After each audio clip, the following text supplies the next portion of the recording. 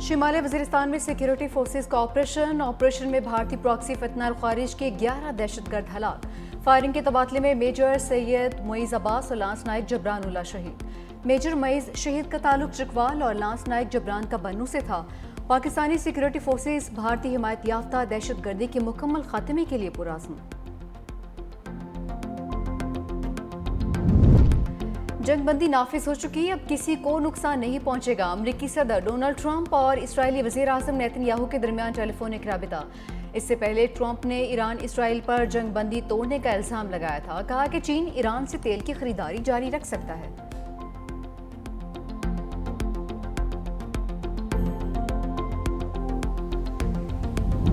اسرائیل اور ایران کا ایک دوسرے پر جنگ بندی کی خلاف ورزی کا الزام۔ ترجمان ایرانی ملٹری کمانڈ نے کہا کہ اسرائیل نے صبح 9 بجے ایران پر حملہ کیا۔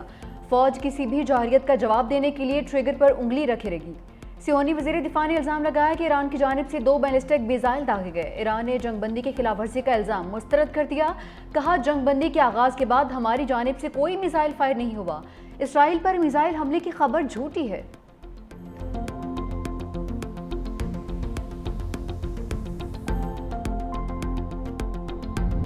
قطر اور لبنان کا ایران اور اسرائیل جنگ بندی کا خیر مقدم۔ قطری وزیر اعظم شیخ محمد بن عبد الرحمن ال ثانی کہتے ہیں خطے میں امن کے خواہاں ہیں۔ اسرائیل نے خطے کو جنگ میں دھکیلنے کی کوشش کی، امید کرتے ہیں سیز فائر قائم رہے گا۔ غزہ میں بھی جلد از جلد جنگ بندی کی کوشش کر رہے ہیں۔ قطر میں امریکی فوجی اڈے پر ایرانی حملے کی مذمت کرتے ہیں۔ ایرانی حملے پر حیرت ہوئی، قطری فوج ایرانی حملے کا جواب دینے کی صلاحیت رکھتی ہے، لیکن غیر ذمہ دارانہ اقدام سے عدم استحکام پیدا ہوتا ہے۔ لبنانی وزیر اعظم نے کہا کہ ایرانی حملے پر قطر کے ساتھ اظہار یکجہتی کرتے ہیں، خطے کو ایٹمی ہتھیاروں سے پاک کرنے کے حامی ہیں۔ علاقائی معاملات پر اسرائیل پر دباؤ ڈالنا ہوگا۔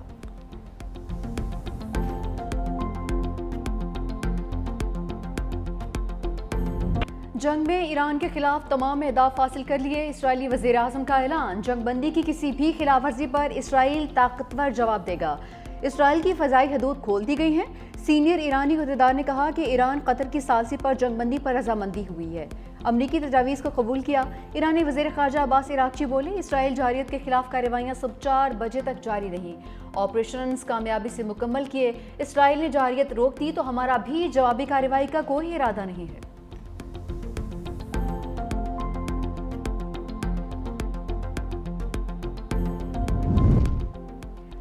کسی زیادتی کو کسی بھی صورت قبول نہیں کرتے، ایرانی سپریم لیڈر ڈٹ گئے۔ آیت اللہ خامنہئی نے کہا کہ ہم نے کسی سے زیادتی نہیں کی ہے، کسی کے آگے سر نہیں جھکائیں گے۔ یہ ایرانی قوم کی منطق ہے۔ جو لوگ ایرانی قوم اور ایرانی تاریخ سے آگاہ ہیں وہ جانتے ہیں ایرانی قوم کبھی ہتھیار نہیں ڈالتی۔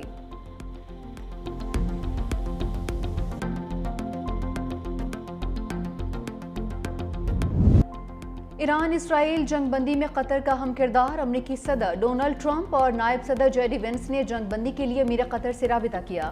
خبر ایجنسی کا دعویٰ، ٹرمپ نے امیر قطر کو بتایا اسرائیل جنگ بندی کے لیے متفق ہے، ایران کو جنگ بندی پر راضی کرنے میں مدد کریں۔ قطر کے وزیر اعظم شیخ محمد بن عبد الرحمن ال ثانی نے ایرانی حکام کے ساتھ گفتگو میں انہیں امریکی جنگ بندی کی تجویز پر متفق کیا۔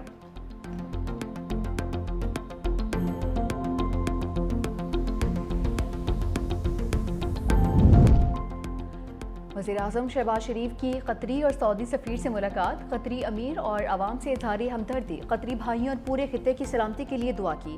کہا کہ پاکستان مشرق وسطیٰ میں دیرپا امن کے لیے مذاکرات اور سفارتکاری کا حامی ہے، ہمیشہ امن کا راستہ ڈائیلاگ اور ڈپلومیسی میں دیکھا۔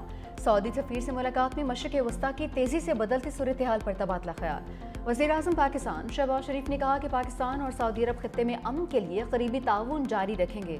وزیر اعظم چینی سفیر سے بھی ملے، کہا کہ پاکستان سی پیک کے جاری منصوبوں کے کامیاب نفاذ کے لیے چین کے ساتھ مل کر کام جاری رکھنے کے لیے پرعزم ہے۔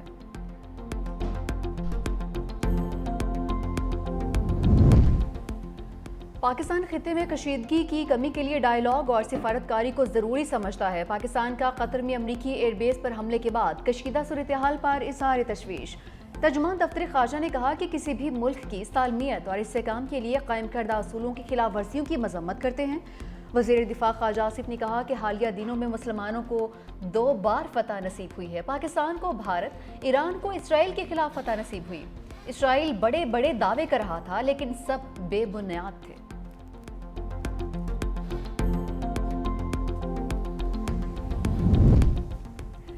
جنگ کا خطرہ ٹلتے ہی خلیج کی بند فضائی حدود کھل گئی۔ قطر، کویت، بحرین اور UAE نے فلائٹ آپریشن بحال کر دیا۔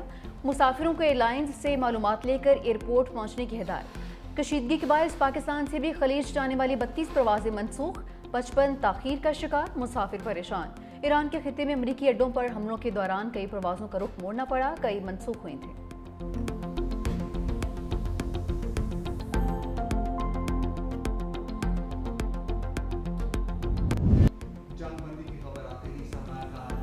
پاکستان سٹاک مارکیٹ کی لمبی چھلانگ، 6000 پوائنٹس کا اضافہ، مارکیٹ میں تیزی کے باعث کاروبار 1 گھنٹہ روکنا پڑا۔ ہنبٹ انڈیکس 1,22,040 کی سطح پر بند۔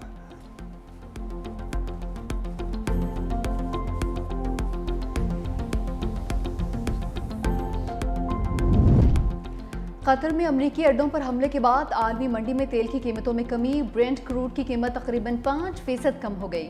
برینٹ کروڈ $72 فی بیرل سے بھی نیچے آ گیا۔ امریکی خام تیل WTI 6.32% کی کمی کے بعد $69.61 فی بیرل میں فروخت۔ وزیر اعظم سفارتی مشن کی کامیابیوں سے خوش، سفارتی وفد کے سربراہ بلاول بھٹو سے ملاقات، ارکان کو عشائیے کے لیے بلا لیا۔ چیئرمین پیپلز پارٹی دوروں کی رپورٹ پیش کریں گے۔ وزیر اعظم شہباز شریف سے بلاول بھٹو کی 1 on 1 ملاقات بھی ہوگی۔ ملکی اور خطے کی صورتحال پر تبادلہ خیال ہوگا۔ بلاول بھٹو بجٹ سفارشات تسلیم کرنے پر بھی وزیر اعظم کا شکریہ ادا کریں گے۔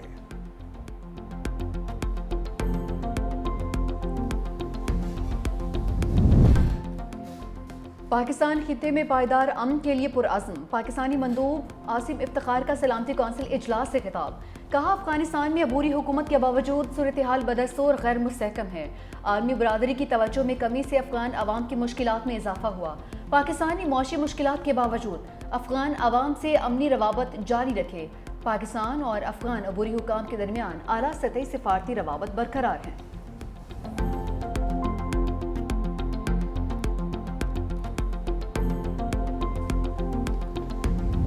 اور وزیر اعظم شہباز شریف کا ایرانی صدر مسعود پزشکیان سے ٹیلی فونک رابطہ، مذاکرات اور سفارتکاری کے ذریعے امن کی بحالی کی اہمیت پر زور۔ کہا مشرق وسطیٰ میں بدلتی صورتحال پر نظر رکھے ہوئے ہیں۔ انہوں نے تمام فریقین سے بین الاقوامی قانون اور اقوام متحدہ کے چارٹر کے اصولوں کی پاسداری پر زور دیا۔ صدر پزشکیان نے حالیہ کشیدگی کے دوران پاکستان کی مستقل اور اصولی حمایت پر وزیر اعظم کا شکریہ ادا کیا۔